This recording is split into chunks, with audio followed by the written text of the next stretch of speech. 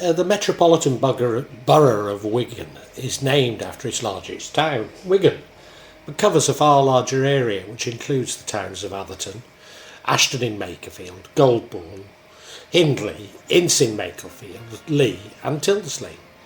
The borough also covers the villages and suburbs of Abraham, Apsull, Astley, Bryn, Indley Green, Lowton, Mossley Common, Orrell, Pemberton, Shevington, Standish, Winstanley and Worsley Mesnes.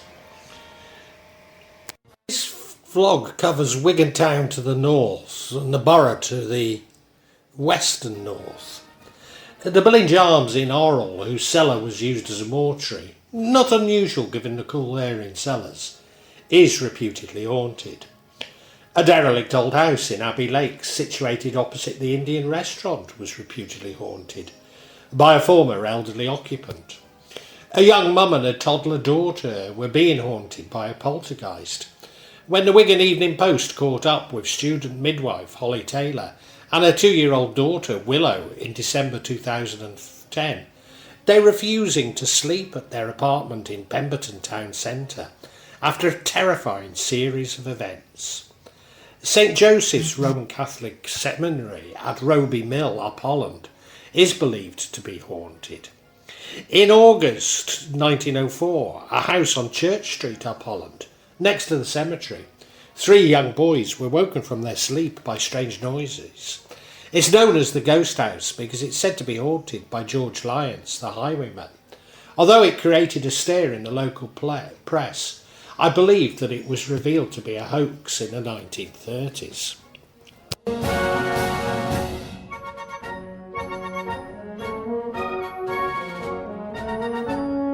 Hall, towering over Wigan wooded slopes, began as a medieval manor in the 14th century. Rebuilt in 1840 as a lavish Victorian pile for the Earls of Crawford. Its sandstone walls and sprawling estate once littered with aristocratic life, hosting balls and hunts near the River Douglas. Abandoned by the family in 1847 and later gutted by fire and neglect, is now a crumbling shell under the council's care, its grandeur fading, its stately past whispers Wigan ghost stories that drift around its hollow rooms.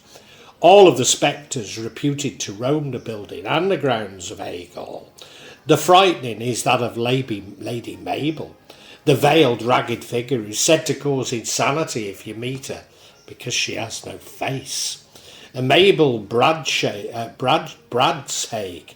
a lady of the manor at Haigh in the 14th century, was married to the knight William Bradshake, who had a roguish reputation.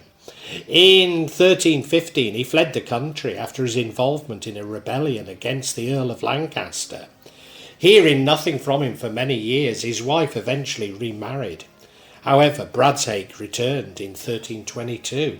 He killed his wife's new husband in single combat and resumed living at Haigh Manor House until 1333, when he fought another rival, this time and killed him and was killed himself. In penance for her bigamy, his wife Mabel made a daily barefoot walk to a stone monument just outside Wigan's north wall. The Mad Cross monument still exists, but has now been enveloped by the town, a distance there and back of about 6 miles. No one really knows why Mabel made his ghost well around Wigan as the White Lady should be so terrifying. She was not an evil person in life. She was said to be unhappy in her final days, and indeed her phantom cuts a supposedly forlorn figure. She never walks in the hall itself. She walks through the grounds, usually from around twilight onwards. She's covered in rags and dirt, but you must never look in her face. She hadn't got one. And you see there an empty space with no one features is said to drive you mad. The Wigan Convent, a girls' grammar school, which was constructed in the 19th century, over the part of the grounds where Lady Mabel's ghost is alleged to walk.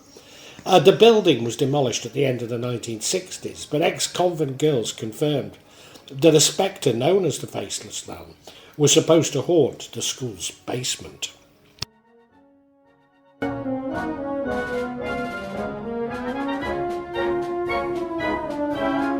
Apsull pumping pit, a ruin from 1871, was investigated by a paranormal group. In an episode of Ghost Dimension, it was described as being home to a whole host of paranormal phenomena. In the summer of 1963, young David Elshaw, a cloth roller at Douglas Mill in Bradley, Standish, was alert to stories he'd been told about a ghostly presence in the mill, but he never expected what happened next. David was busily engaged in his night shift, but then in full view of his workmates, he fainted. To their relief, he soon regained consciousness and ashen-faced explained, "I've seen a ghost." He was able to give an exact description of what he'd seen. I looked up from my machine and I saw a figure in a long coat. It seemed to be floating about 2 feet from the floor. It looked as though he was wearing knickerbockers and there was something white near the neck. Within days, the then rector of Standish, Reverend Charles Bramley, confirmed to reporters that the ghost seen by young David Elshaw matched the description of Charles William Newton Hutton, the former rector of Standish, who died 25 years before at the age of 79. Hutton had been in the habit of wearing gaiters, and the millworkers described other distinctive features, which Reverend Bramley confirmed were accurate description of the long-dead rector. He took a philosophical approach, saying that he certainly couldn't discount the possibility the place was haunted. At Cassanelli's in Standish, a young male can be seen dancing to Arthur Adams' "You've Got the Floor." Again, please send him home to Indonesia. The White Lion, Wrightington, most famous landlord is Robert Maudsley, known as Out Bob, who ran the pub for 45 years from 1931 to 76. A military man, having been in the Queen Guards. He and his wife, Gwen, ran the pub strictly as an alehouse, no wines or spirits, and the beer came in jugs straight up from the cellar. His infamous time here meant that he still referred to the place as Old Bob's. On Old Bob's retirement, the pub was extended into adjoining cottages, now the restaurant. It was here the adopted ghost of an old lady who died in the cottages, and many have seen objects fly out of the windowsills and the temperature change dramatically. I seem to remember visiting the pub on Valentine's Day, and whilst not seeing Out Bob, was a little shocked at the prices. Maybe that was another pub in Wrightington.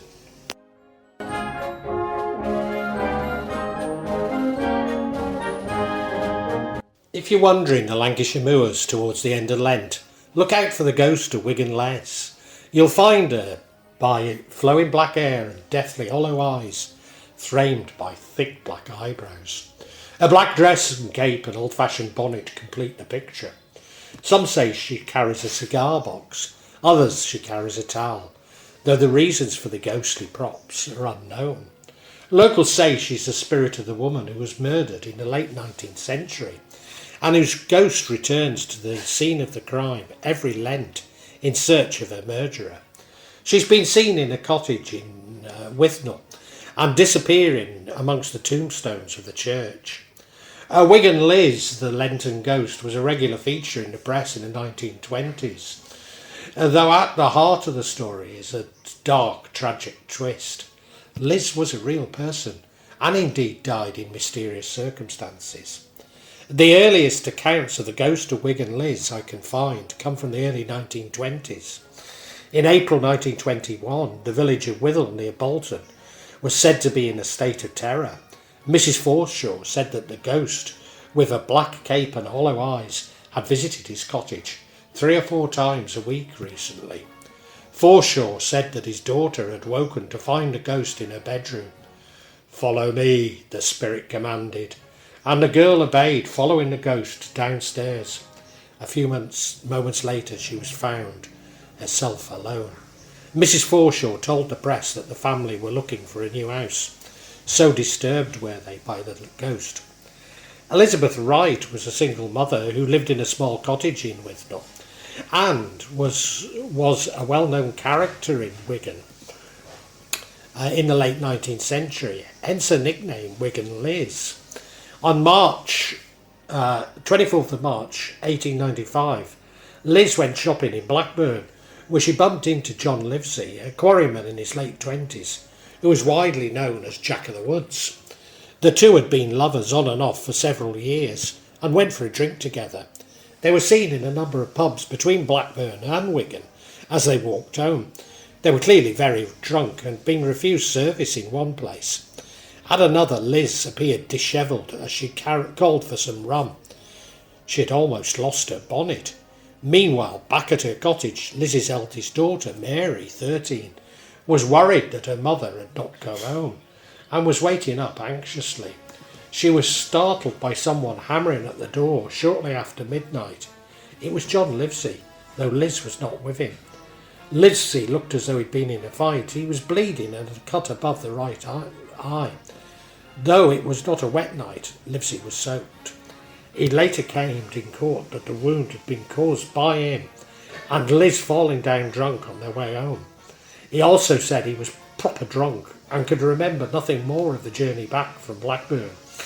He told Mary that he'd come to stay the night and pushed into the house. Mary demanded to know where Livesey had left her mother.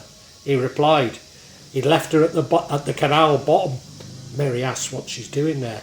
Floating, was Livesey's reply. Mary asked Livesey to leave, but he refused. He then sexually assaulted Mary, telling her that he would cut her throat if she screamed. The following day, Livesey left early and Mary went to a neighbour to relate what had happened. Liz was reported missing. On Wednesday the 27th of February, two young lads made a grim discovery when they were having a snowball fight in a field near Withnell. In a ditch some 200 yards from the nearest road was the body of Wigan Liz. There were no bruises or marks of violence about her person.